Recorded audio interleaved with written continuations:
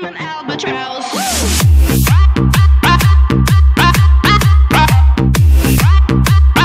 I'm an albatross.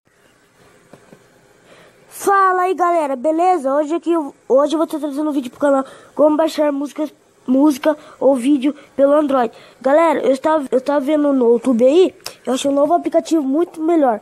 É SnapTube. Vocês vão lá no Google. Aí vocês esperam carregar o Google, né? É por aqui que baixa. Deixa eu tirar aqui essa página aqui. Essa aqui, ó. Aí vocês pesquisam que é SnapTube. Aí vocês clicam aí. Aí vocês vão esperar carregar, né? Aí vocês vão clicar aqui, ó. Esse daqui, ó. Download em português.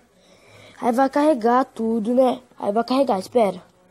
Aí vai aparecer, ó. Aqui, ó. Download, se inscreve nesse verde. Eu vou baixar. Eu vou clicar aqui porque eu já baixei, eu já tenho.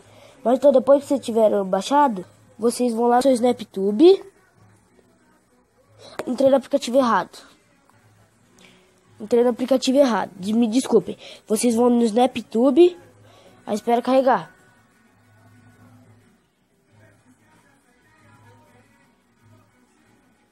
Aí vocês esperam carregar.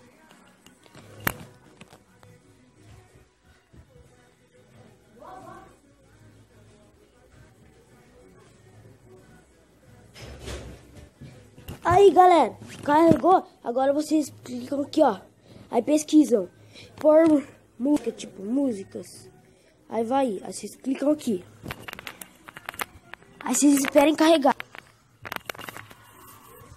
Aí, ó. Aí vocês clicam aqui, ó. Mas tipo, qualquer coisa mesmo.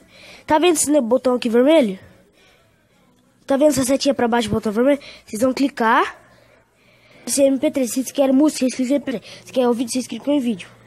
Mas então é isso, galera. Esse foi o como baixar músicas pelo Android. Mas então foi isso, né, galera? Se inscrevam no canal, divulguem, compartilhem, mostrem para todos os seus amigos. Então é isso, galera. Espero que vocês tenham gostado do vídeo. Então é isso, galera. Falou. Até o próximo vídeo. Fui!